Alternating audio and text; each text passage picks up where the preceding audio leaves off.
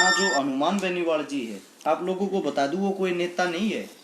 जिसको आप लोग नेता समझ रहे हो ना, वो इंसान नेता नहीं है। वो एक किसान का बेटा है और हकीकत का एक मेहनती आदमी है।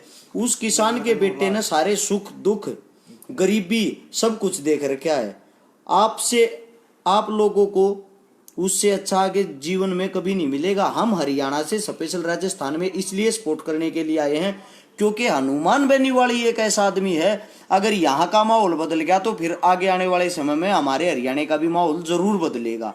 आप सभी भाइयों से मैं ये विनती करता हूँ, ये उम्मीद करता हूँ, जो भाई हमने जाने हैं या जो भाई हमने नहीं जानते, आप लोग एक बात सोचो, कांग्रेस ने इतने साल हमारे पर राज कर लिया, ये बीजेपी आ रही है, सेम जो काम कांग्रेस करती थी वो बीजेपी ने कराया है।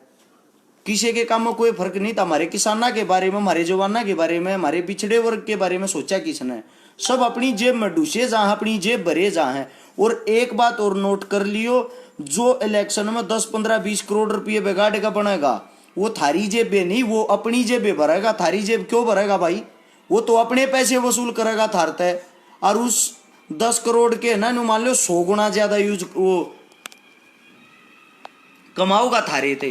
कमावे कितना नेता? नेता थारे बीच में रहते हुए थारे ते तो कमावे है। एक हनुमान बेनीवाल बेचारा एक ऐसा इंसान है जो किसान का बेटा है, किसान के दर्द आना समझे है। और आप लोगों ने एक बात और पता होगा, किसान और जवान एक ही पहलू हैं, क्योंकि जो किसान होता है उसी का बेटा जवान होता है। कभी आप लोगों ने ये सुनी है किसी सीएम का या किसी पीएम का या किसी मंत्री का बेटा, इनका बेटा कभी बॉर्डर प्रदेश की सेवा करने के लिए गया हो, फौजी हो या फौज की नौकरी करी हो?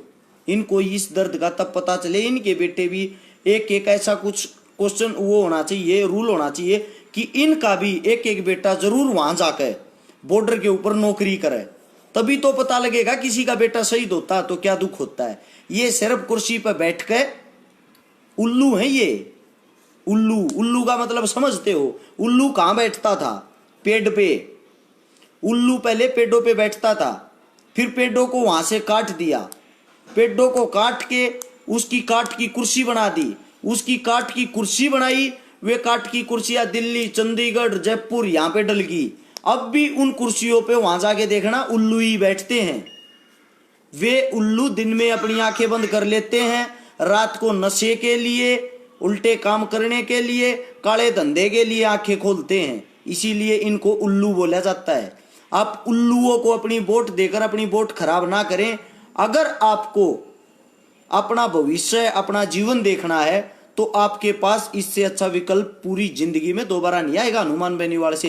एक बात याद और रखना, अगर हनुमान बेनीवाल आपके यहाँ पे नहीं आया ना, नहीं बनया, उसके अंदर भी 2000 जो आगे इलेक्शन होगा ना 23-24 में, वो पावर नहीं रहेगी, क्योंकि उसके पास इतना बैंक फंड नहीं है। सारे पैसे लगा रहा है इतने ज्यादा, तो 2023-24 में उसकी बेचारे की कमर टूट जाएगी।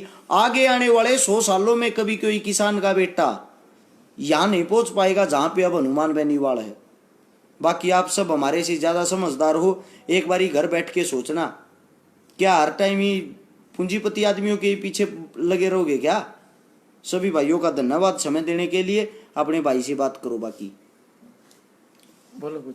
अच्छा, अपने पे जुड़ा हुआ है। कल 10 बजे ज्यादा से ज्यादा संख्या में सदा सरपंचों इस साइड का कर देना। राष्ट्रीय लोकतांत्रिक पार्टी के हमारे हाँ आइए भाई साहब, हनुमान जी बेनीवाल आ रहे हैं। मेरे सभी भाइयों से विनती है भाई, आपके इलाके में जहां से भी हनुमान बेनीवाल इलेक्शन लड़ रहा है, अपने भाई को ही विजयी बनाए। एक बात और, जो प्रत्याशी आपके इलाके से उठ रहा है, ये मत सोचो ये हमारा दुश्मन है या ये हमारा साथी नहीं है या इनके साथ नहीं बनती। आपके इलाके से हनुमान बेनीवाल का जो भी प्रत्याशी है वो हनुमान बेनीवाल ही है। आप हनुमान बेनीवाल के कंधों को मजबूत कर रहे हो, समझ रहे हो ना आप लोग इस चीजों को।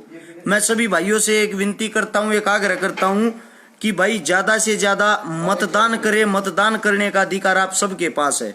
आप लोगों को एक पता होगा, आप किसी को गोली मारोगे तो आपको सजा होगी।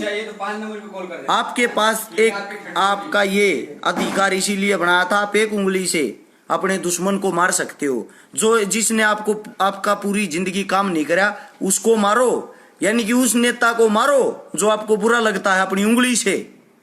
आजादी अगर आपको कोई दिलवाती तो ये उंगली दिलवाती है। अगर आप इसका शुद्ध उपयोग नहीं करोगे तो आप खुद पीछे जा रहे हो। अब कई गांव में हमने घूम के देखा, राजस्थान में, पता लोग क्या बोल रहे हैं कि हनुमान बेनीवाल आदमी अच्छो है लेकिन बन तो नहीं है। अरे यार बनेगा तभी तो तब आप लोग वोट दोगे, उसका साथ दोगे।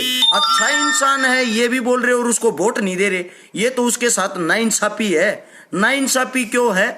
क्योंकि आप अच्छे इंसान को चुनना नहीं चाहते क्या?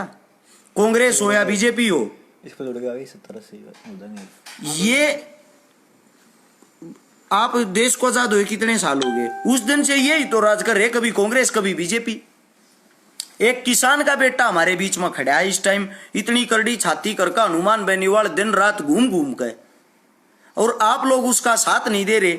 कई भाई मेरे ऐसे हैं जो हरियाणा से जुड़े हुए हैं, कई भाई मेरे ऐसे हैं जिनकी राजस्थान की वोट नहीं है। अरे कम से कम वो अपने साथियों को, अपने रिश्तेदारों को, यारे प्यारों को तो समझाओ। आपके बीच में किसान का बेटा खड़ा है इस टाइम, और दोबारा कभी जीवन में किसी की इतनी हिम्मत नहीं होगी। अगर हनुमान बेनीवाल हार गया ना, उसकी भी कमर टूट जाएगी, आप लोगों की भी। मसलते रहना हाथ, फिर देखना बाट आगे कभी कोई ऐसा नेता आएगा, लेकिन 100 साल तक कोई नहीं आएगा। एक सभी भाइयों से विनती है, ये कुछ दोगले आदमी भाईचारा बिगाड़ रहे हैं। जाट जाट राजपूत फलाना धकड़ा ये वो, भाईचारा बना के रखो। हनुमान बेनीवाल के पास आके हमने ये चीज देखी है, वो जातिवाद की बात कहां कर रहा, वो किसानवाद की बात करता है। किसान हर वर्ग में होता है। वो जवानों की बात करता है, किसानों का बेटा ही जवान होता है। आप लोग हमारे से बेहतर जानते हो। ज्यादा टाइम हो चुका है, आप सभी को शुभ रात्रि। कल सुबह मिलते हैं। कौन सा जगह है ये? सरदार शहर चूरू में कल सुबह की अपनी रैली है। उसके बाद है यो क्या नाम, लूणकरण सर में विजयपाल बेनीवाल भाई के वहां। सभी साथियों को मेरे को राम राम, जय हिंद। आपसे बात करेंगे, सुबह जुड़ गए हैं पूरे।